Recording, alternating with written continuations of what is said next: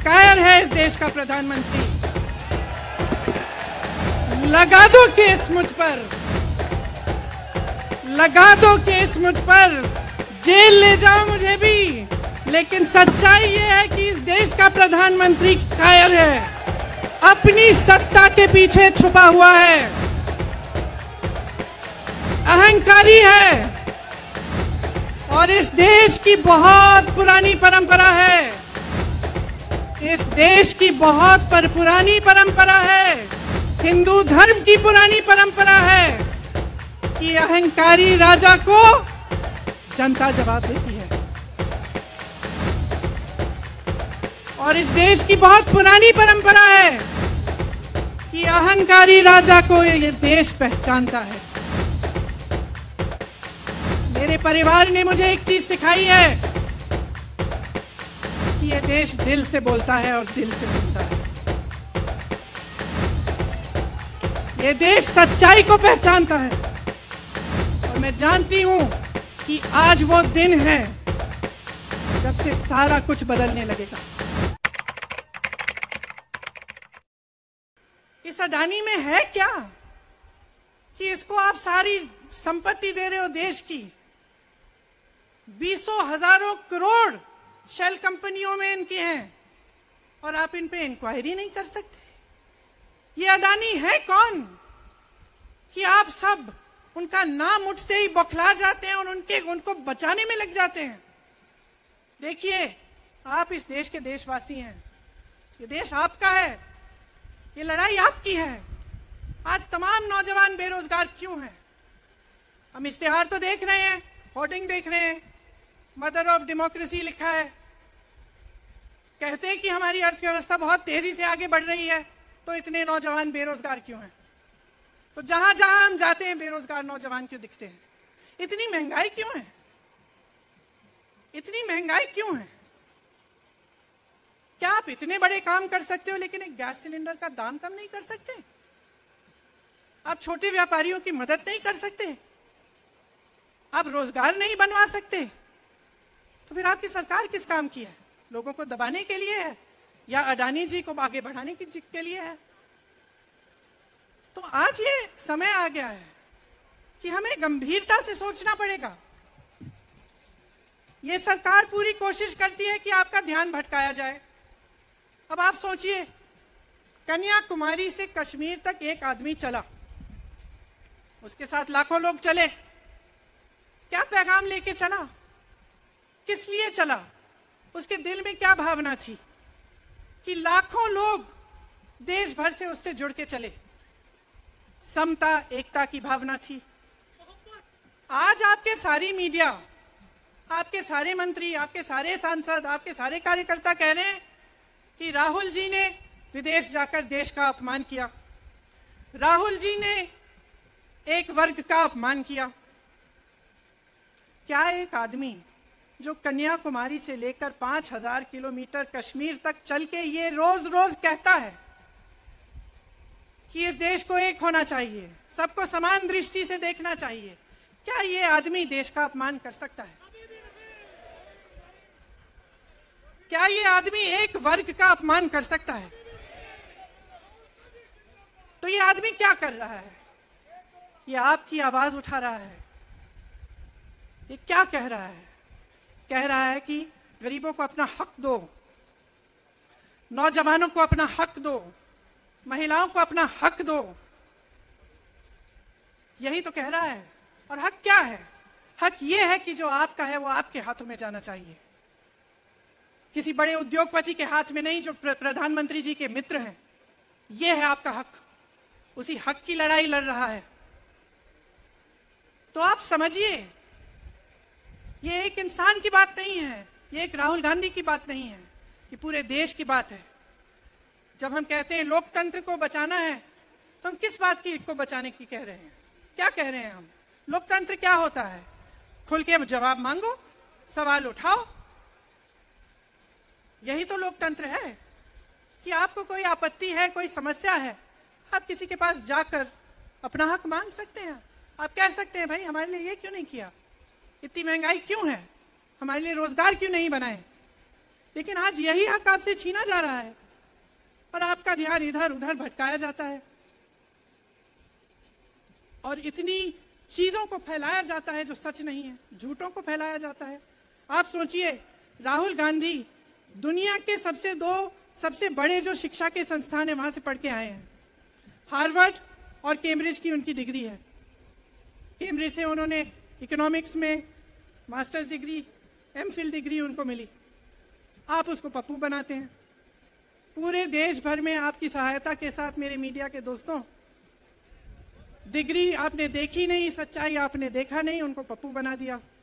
फिर पता चला कि ये पप्पू तो यात्रा में निकल आया और पता चला कि ये तो पप्पू है ही नहीं।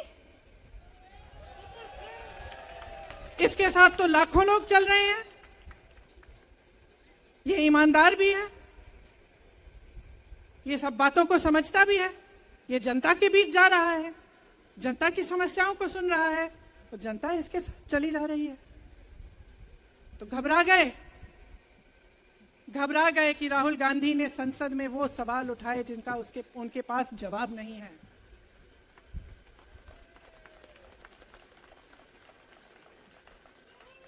क्या किया सुन लीजिए। एक तरफ से हंसी भी आती है कि एक आदमी को रोकने के लिए इतना सारा करना पड़ा। जिस आदमी ने राहुल जी के खिलाफ सूरत में कंप्लेंट लगाई, आपको मालूम है कि पिछले साल उसने खुद कचहरी में जाके बोला इस पे आप स्टे लगा दीजिए। 1 साल के लिए अपने ही केस पे स्टे लगवाया। फिर वापस कब गए केस खुलवाने के लिए? राहुल गांधी के संसद में अडानी पे के भाषण देने के 1 हफ्ते बाद। 1 हफ्ते बाद वो आदमी वापस जाता है, कहता है केस खोल दी, सुन लीजिए अब हम तैयार हैं। 1 महीने के अंदर अंदर जज कह देते हैं कि राहुल गांधी को 2 साल की सजा मिलेगी। आपने देखा इस देश में कितने केस हैं कि जेल में 10 साल के लिए पड़े रहते हैं, उनकी सुनवाई नहीं होती। ये तो सुनवाई भी फट से हो गई, जजमेंट भी फट से हो गई, सजा भी फट से हो गई। और आपने कह दिया अगले दिन कि 8 सालों के लिए ये चुनाव नहीं लड़ सकते, संसद से बाहर कर देंगे इनको। वाह वाह वाह वाह वाह वाह, बहुत धैर्य है आप में। अरे कायर हैं, कायर है इस देश का प्रधानमंत्री। लगा दो केस मुझ पर, लगा दो केस मुझ पर, जेल ले जाओ मुझे भी, लेकिन सच्चाई ये है कि इस देश का प्रधानमंत्री कायर है, अपनी सत्ता के पीछे छुपा हुआ है, अहंकारी है। और इस देश की बहुत पुरानी परंपरा है, इस देश की बहुत पुरानी परंपरा है, हिंदू धर्म की पुरानी परंपरा है कि अहंकारी राजा को जनता जवाब देती है।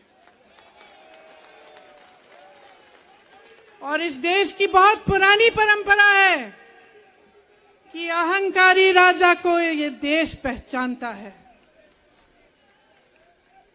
मेरे परिवार ने मुझे एक चीज सिखाई है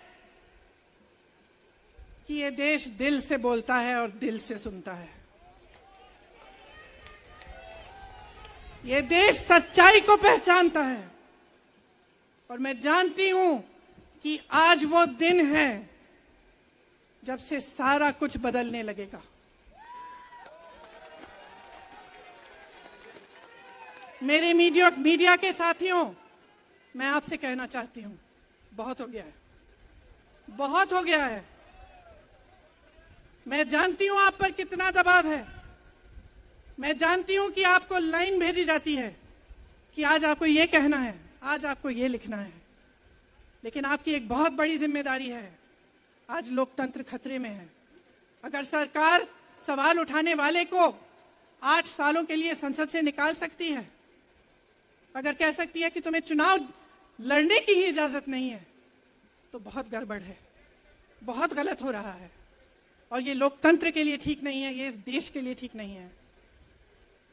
जब आप पत्रकार बने, शुरू में जब आप काम के लिए आए, तो आपके दिल में भी ये होगी बात कि देश के लिए मैं सच्चाई बोलूंगा, मैं सच्चाई बोलूंगी। आज आप बोल नहीं पा रहे हैं, हिम्मत करिए, खड़े हो जाइए आप भी। और जैसे खड़गे जी ने कहा कि तमाम पार्टियों ने आज अपनी आवाज उठाई है, उनका हम सब धन्यवाद देते हैं। और हम सबको एक होना पड़ेगा, इसलिए होना पड़ेगा क्योंकि आज ये देश खतरे में है। आज इस देश की सारी संपत्ति एक आदमी को सौंपी जा रही है और उस आदमी को बचाने के लिए पूरी सरकार खड़ी हो जाती है।